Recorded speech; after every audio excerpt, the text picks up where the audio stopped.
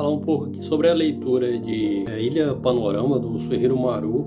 E pessoal, só tenho a falar que o Suehiro Maru é de longe um dos melhores artistas da atualidade.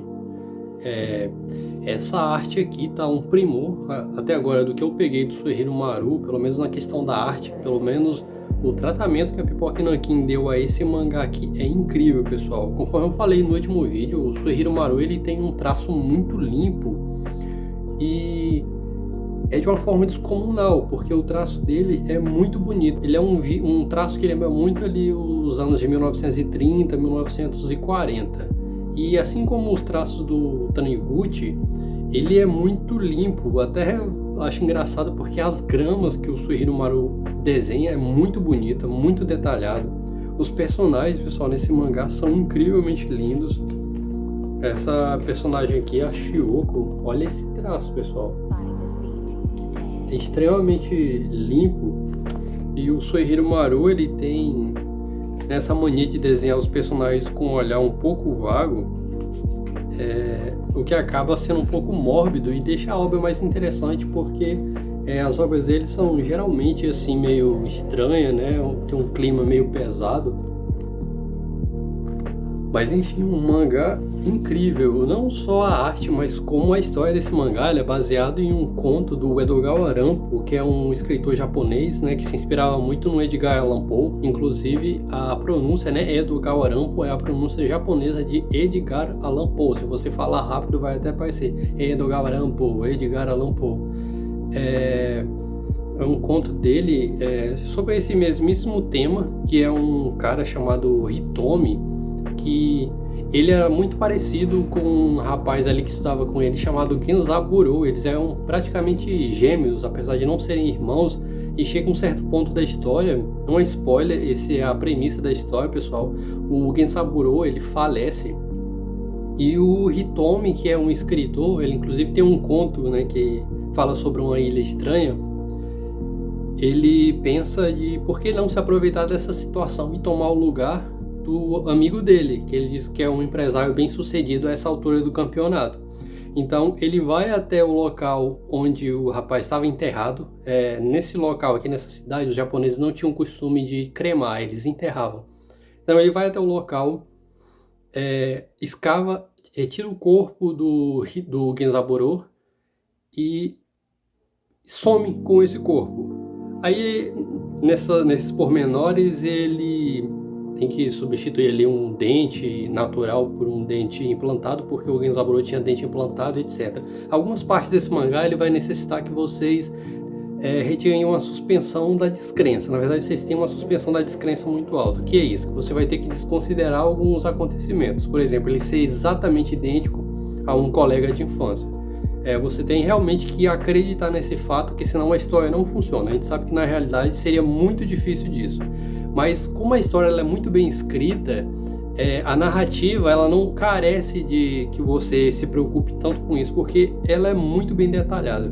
Inclusive, o Hitomi, né, quando ele já está se passando pelo amigo dele, ele se preocupa ali em não deitar com a Shioko, porque ele sabe que a esposa do cara conhece ele mais do que ninguém. Então, a partir do momento que ela tivesse ali algum tipo de relacionamento mais íntimo com ele, ela iria saber que ele não é o esposo dela, ao menos deveria saber, né? Então, do que mais vai tratar esse mangá? Depois que o Hitomi ele ocupa o lugar do Genzaburo, ele começa ali a um plano pessoal dele, um projeto particular, que ele, como eu falei, ele inclusive tinha um livro que é tentar fazer esse paraíso na Terra.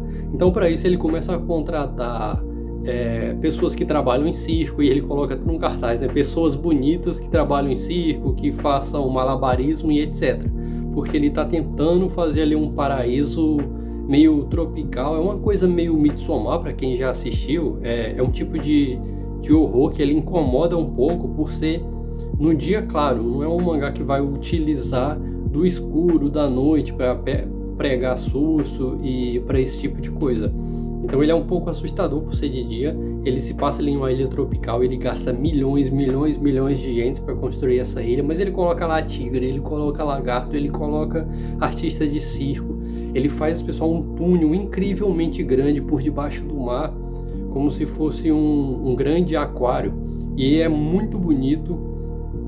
Aí nesse meio tempo a história vai se desenrolando, ele começa a andar com a Shiyoko, apesar de não ter relacionamento íntimo com ela. Mas no fundo ela já está desconfiada que aquele não é o marido dela. Até que em determinados momentos ali eles têm um relacionamento, né? E ele fala que ela descobre, né? Mas é só isso, eu não vou falar mais nada da história, que é para não estragar a leitura de vocês. O final desse mangá é incrível, pessoal.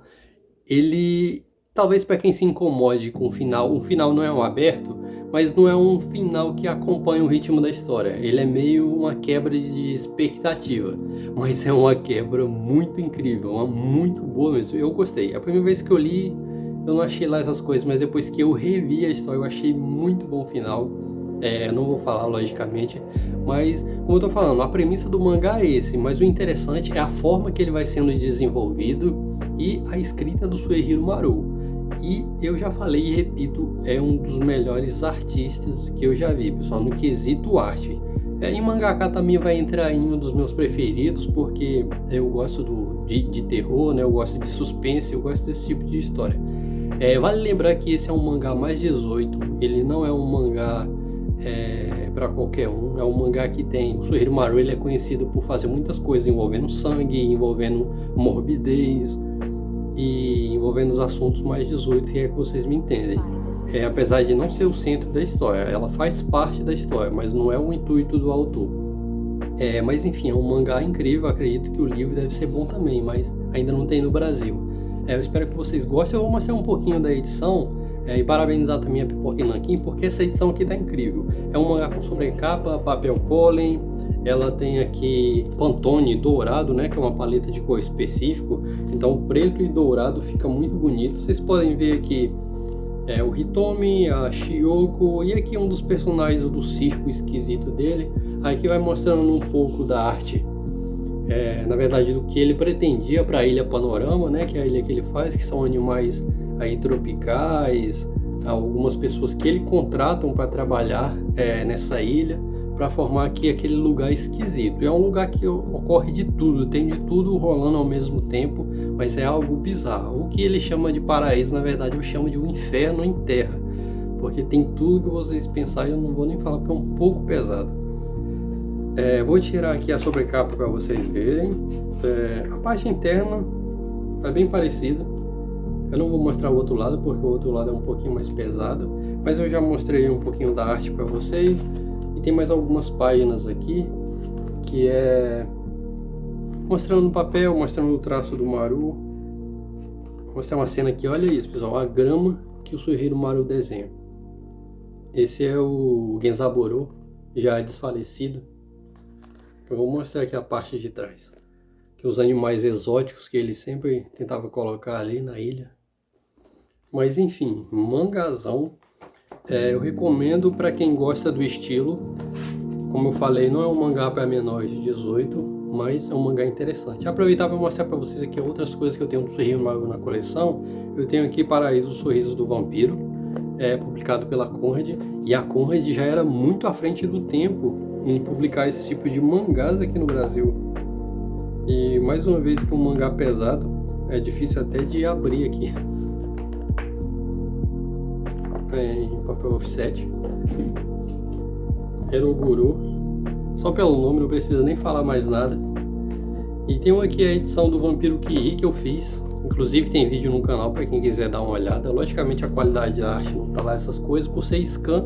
E Midori, que pior ainda, a qualidade está muito pior. É um projeto que deveria ser refeito. Mas enfim, eu só queria passar um pouco aí sobre essa experiência da leitura e o quanto Suehiro Maruo é um artista relevante para o cenário de HQs e mangás nacional. Valeu, até a próxima.